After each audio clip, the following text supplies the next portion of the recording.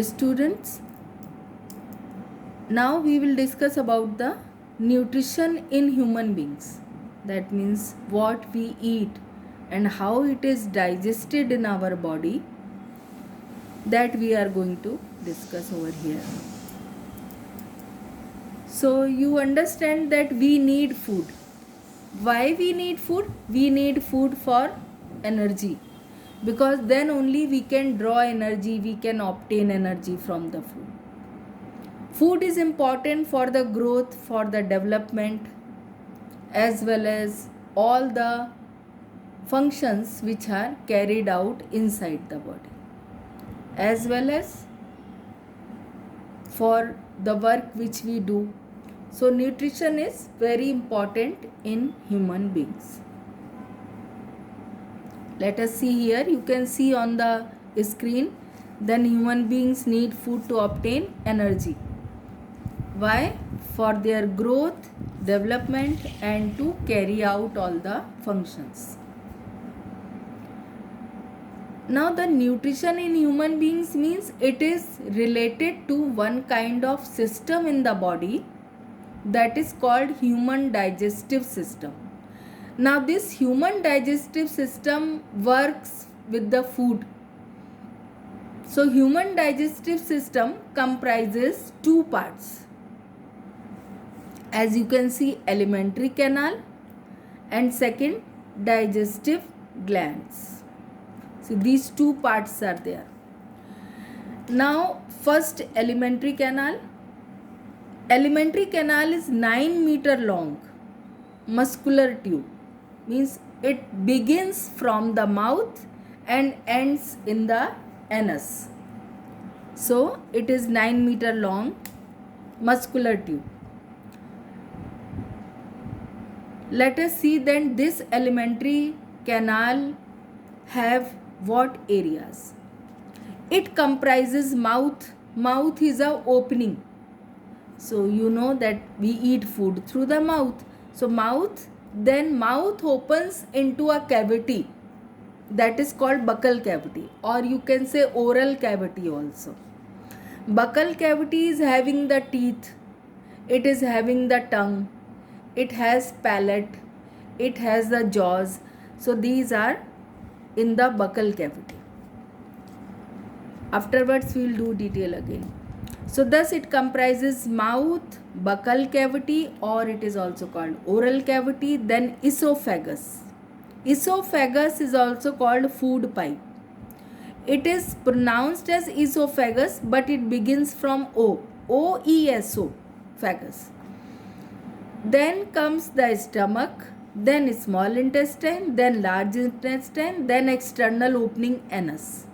As mouth is there, through which food can enter, and waste is thrown out through anus.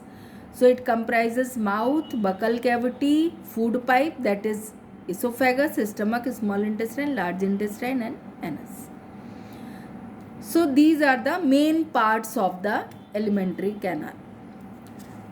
Then comes about the digestive glands, which I told. So in addition to these above parts, what we find? Digestive glands. These digestive glands are mainly three. Number 1, salivary glands. Number 2, liver. Number 3, pancreas.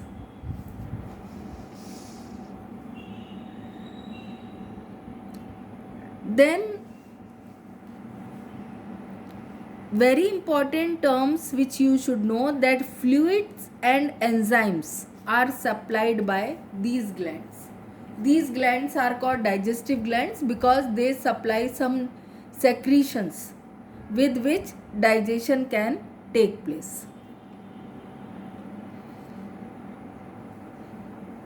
One more term you all must be familiar with, the gallbladder. Gallbladder actually stores the bile juice, but it is produced in the liver. Okay, now the mouth opens into the oral cavity or buccal cavity. In buccal cavity, physical digestion takes place. because the food is taken in the buccal cavity through the mouth, and then the teeth cut the food, grind the food, chews the food. So this is why it is called physical digestion. In the buccal cavity, jaws are there. These jaws bear the teeth. So lower jaw is movable, but upper jaw is not movable.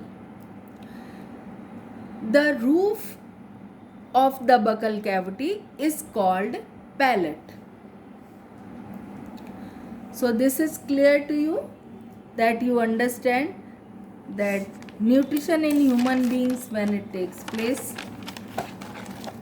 it is related to alimentary canal and the digestive glands. Digestive glands secretes the juices which contains enzymes in them. Okay, I told you about that upper jaw cannot be moved, lower jaw can be moved, and then there is tongue. That tongue is a muscular organ, and tongue is very important because it mixes the food with the saliva, because salivary glands are in the buccal cavity only. So and saliva is secreted from it. This saliva is fluid, you can say. Now the tongue has taste buds, because you know that there are 4 kinds of taste buds. We can taste the substance as sweet, or as if you eat chili, then you can feel it. If you eat some sour, then you can taste it. So these all called the taste buds. Then we will discuss mainly about the salivary glands. Salivary glands are 3 in pair, and they are connected to the mouth only. They secrete saliva. As I told you, saliva is a fluid. It contains amylase enzyme. Enzyme can digest the food, but these enzymes are very particular in their function. So saliva contains the enzyme, mucus, water and salts, and also lysozyme. So these substances are secreted in saliva. Sometimes what happens, that when somebody or someone sees the tasty food, then mouth starts watering. It is due to saliva only. That saliva is secreted through ducts from salivary glands. So saliva binds the food particles, because teeth, you know, they cut the food and chew the food. So then saliva binds the food particles so that swallowing will become easier. I had told you lysozyme also, along with mucus, water, enzyme.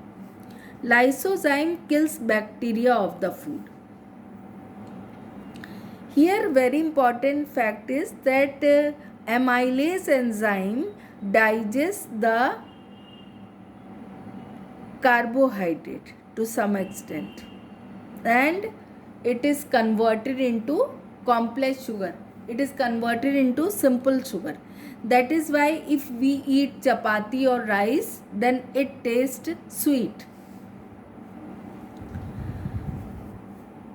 So I think it's clear to you now about the buccal cavity.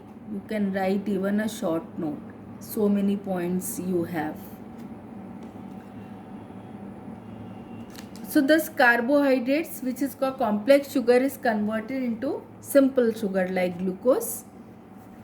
That is why rice and chapati, they taste sweet.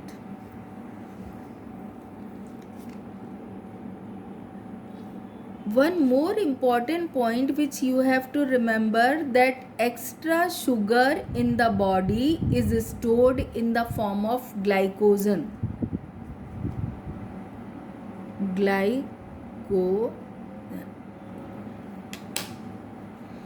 Extra sugar is stored in the body, and whenever we need energy, then glycogen gets converted into glucose.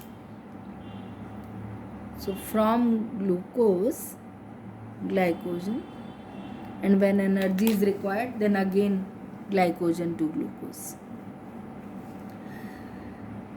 Thus you understand that teeth carry out the physical digestion and saliva begins the chemical digestion. Now from the buccal cavity, the food moves to the food pipe, that is esophagus. Actually, between the buccal cavity and the esophagus, one funnel-like structure is there. One funnel-like structure is there, that is called pharynx.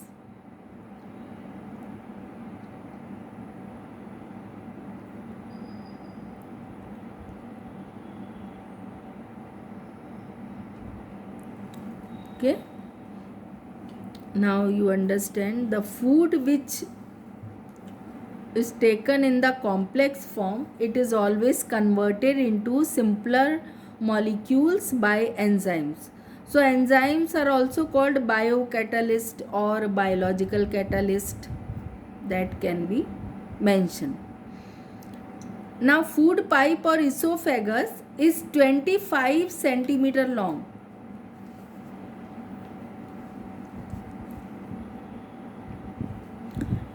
centimeter long, and you can imagine when we eat food, the food goes into the buccal cavity, physical digestion takes place, saliva binds the food particles and it goes through the pharynx, which is funnel shaped, it goes into the food pipe, that is esophagus.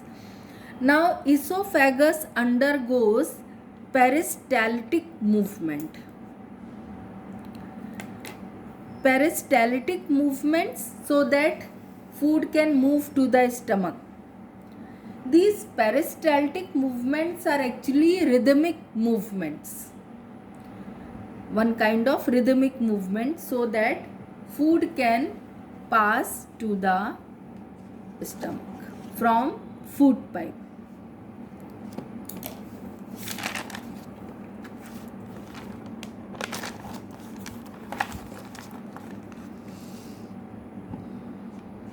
So I told you it is rhythmic kind of movement.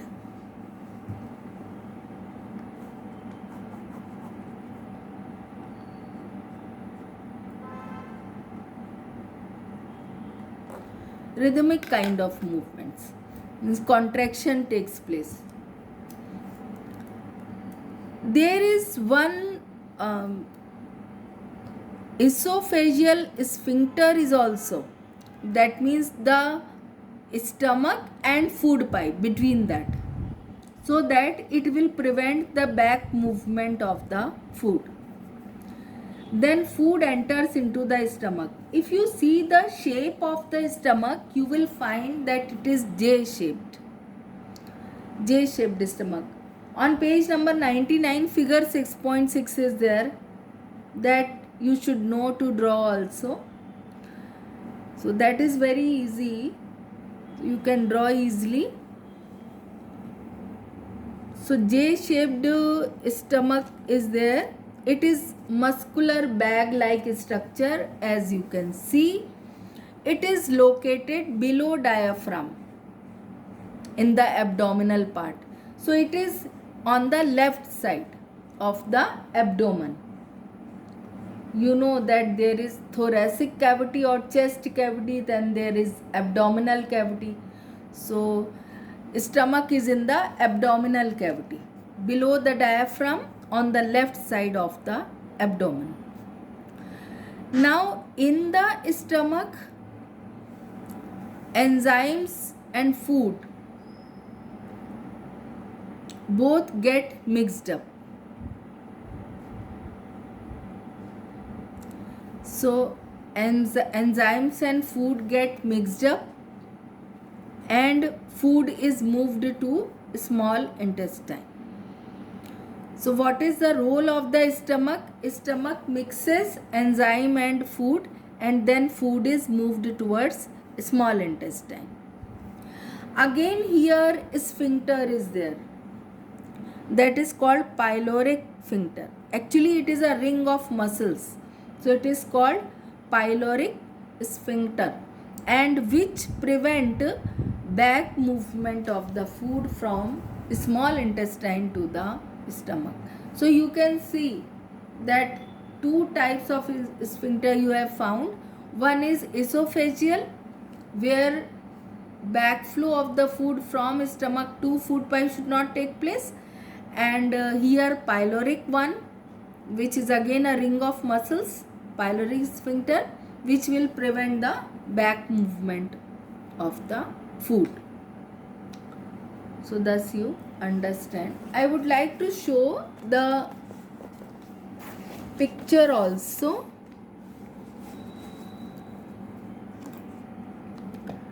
I would like to show you the picture. As you can see the tongue, you can see the mouth, then you can see here actually in the bracket written buccal cavity, but mouth is actually opening, and then here this part is the buccal cavity. Then you can see the esophagus is the food pipe, 25 centimeter. It undergoes peristaltic movement. Then here somewhere esophageal sphincter is there. Then you see it opens into J-shaped stomach. Now from stomach the food goes to small intestine, and then there pyloric sphincter is there. You can see the gallbladder. Gallbladder stores the bile juice and liver will produce it, and when it is required it is secreted in the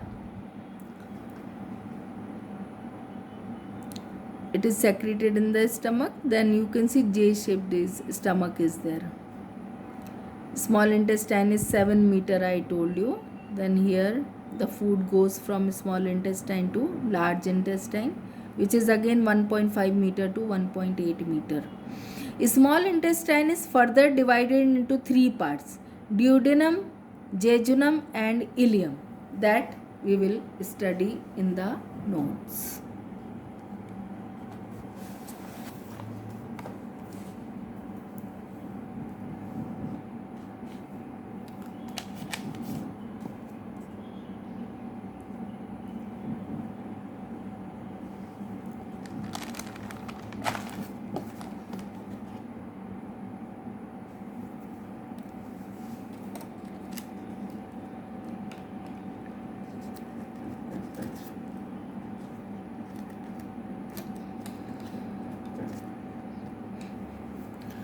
Now you can see that in the walls of the stomach there are glands. These glands are called the gastric glands. Now these gastric glands secrete three substances. One is mucus, the other is hydrochloric acid and pepsin. This is enzyme. The function of mucus is that it protects the lining of the stomach, because HCl is acid. So protection of the lining of the stomach is important. So that is done by mucus. Hydrochloric acid has the role of killing bacteria which comes with the food in the stomach, and it also makes the medium acidic. So gastric juice is actually acidic in nature. Now pepsin is secreted. When it is secreted, when it comes in the contact of HCl. And renin, one more enzyme is there, that is also secreted, which helps in the digestion of the milk. So, So, pepsin is the, enzyme which breaks the protein molecules. Then comes the food goes to the small intestine. Small intestine is 7 meter long. It is coiled and folded in the abdomen. Again, it is in the abdominal cavity only. So as I told you, there are three parts of small intestine. Anterior part is called, anterior means first, means towards the you can say stomach. That is the anterior part of the small intestine. That is called duodenum. Duodenum. Middle part is called jejunum. Jejunum. And posterior part, last part is called ileum. That ileum opens into the large intestine. Very important to remember that inner wall of the intestine, inner wall, has finger-like projections, finger-like structures, which are called villi.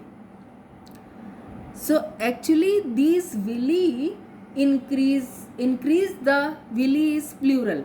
So these villi increase the surface area for absorption of the digested food. That is the function of the villi. So now it is clear to you what happens, that in the walls of the stomach there are glands called gastric glands. These gastric glands secrete three substances: mucus, hydrochloric acid, pepsin. Mucus protects the lining of the stomach from hydrochloric acid. Then role of hydrochloric acid. Hydrochloric acid kills the bacteria and make the medium acidic. Then pepsin is there. Pepsin functions over or acts upon the protein molecules. Then food goes into the small intestine. Small intestine has three parts: duodenum, jejunum and ileum. The inner wall of the intestine has villi and it helps in the absorption of the food. Then we have reached till the small intestine.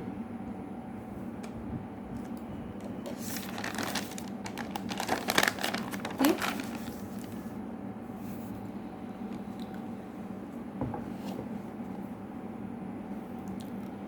Then we come to the pancreatic juice. There is gland pancreas which secretes the pancreatic juice. So pancreatic juice and bile juice both are secreted in duodenum part, remember. They also make the food alkaline and they neutralize the food this way. So because food was acidic in stomach, now in the small intestine, in duodenum part, since the pancreatic juice and bile juice are secreted, so it becomes alkaline, or actually then afterwards it becomes neutralized. Remember that in carnivores the small intestine is shorter, and herbivorous animals herbivores are having longer small intestine.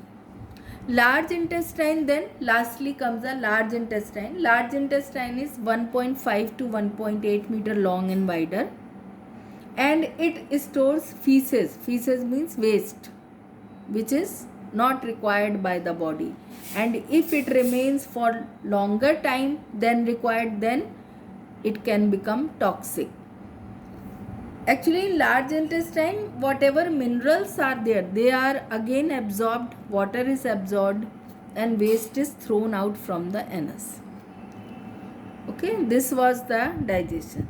Now little bit more we will discuss about the enzymes. Remember, enzymes are the chemical substances made up of proteins. Now in small intestine, pancreatic juice, I told you, makes the food alkaline and thus acidity is neutralized. So bile juice is also secreted from liver. Then this bile juice convert fat into fat globules, means from complex to simple molecules. Bile juice is produced in liver. It is yellowish green in color.